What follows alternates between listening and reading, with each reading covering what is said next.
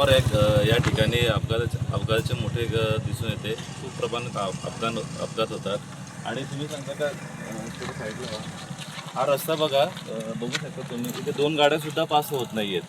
जेणेकरून आता या साईड भराव होता, तो साईड भराव केला असता तर कदाचित अभिषेकचा जीव वाचला असता. अभिषेक या ठिकाणून या ढिगाऱ्यावरून न जाता तो त्या साईडला, ह्या पुलाला धडकता त्या साईडला गेला असता. त्याचे हातपाय वगैरे मोडले असते पण तो जिवंत असता.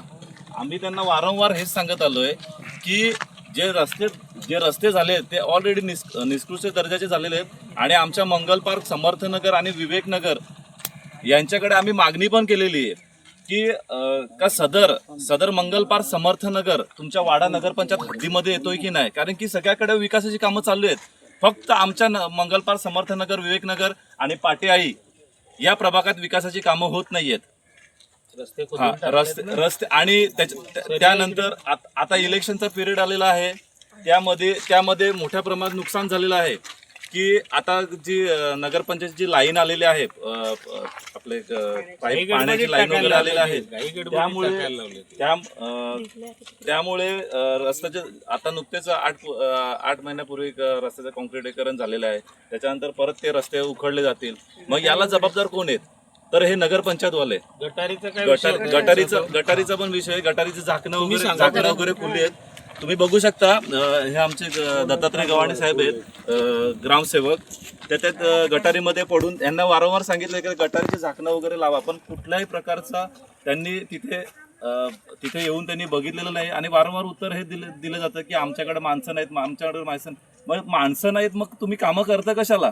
आधीची जी कामं झाली तेव्हा माणसं होती, पण आता तुम्ही बिल वगैरे काढलं असेल, मग याला जबाबदार कोण आहे? यांनी तर नुकसान भरपाई पण नाही घेतलेली.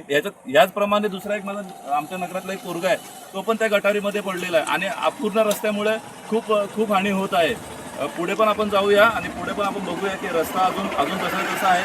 रस्त्याला कुठल्याही प्रकारचा क्वालिटी नाहीये, काय नाहीये म्हणजे. आणि आम्हाला नुसतं सांगण्यात येते का ही माणसं वगैरे बाहेरून आलेली आहेत, कोण लक्ष देत नाही. हा ठीक आहे, आम्ही बाहेरून आलेलो आहेत, पण मग आमची घरपट्टी का भरली जाते? आमची पाणीपट्टी का भरली जाते तिथे? मग आम्ही जर बाहेरून आलोय तर मग आमची घरपट्टी घ्यायची नाही ना. आणि विकासाची कामं ही केली पाहिजेत, हे प्रशासनाचं काम आहे. आमच्या तिथे गटारीचं काम अतिशय निकृष्ट प्रकारे केलेलं आहे आणि त्याच्यावर जी झाकणं टाकलेली आहेत ती झाकणं अतिशय निकृष्ट आहेत. त्याच्यावर साधा बारीक पोर जरी उभं राहिला तरी ते झाकण खाली जातं. अशाच प्रकारे महिन्यापूर्वी मी दुकानात जात असताना त्या झाकणावर चुकून माझा पाय पडला आणि मला 3 ते 4 ठिकाणी इथे पण आहे आणि माझ्या कमरेला पण आहे. अतिशय खोल हे झालेलं होतं जखम. जर ते झाकण कदाचित माझ्या पायावर पडलं असतं तर ते झाकण माझा पाय मोडला असता. याला जबाबदार कोण?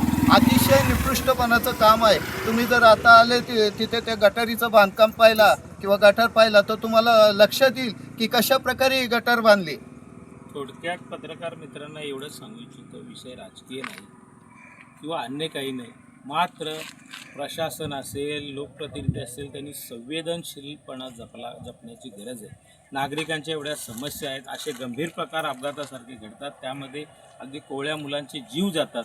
त्याकडे प्रशासन जर गंभीरतेने संवेदनशीलपणे बघत नसेल तर ही दुर्दैवाची गोष्ट आहे. आणि या ठिकाणी सांगतो, जर अशा प्रकारचे कामं सुरू राहिली ना, अशा प्रकारचे अपघात जर घडत राहिले, गंभीर गोष्टी घडत राहिल्या, तर आम्हाला नाईलाजाने आंदोलनाची शस्त्र जे आहे ते उगारावं लागेल. एवढा तरी इशारा या निमित्तानं आम्ही देतो.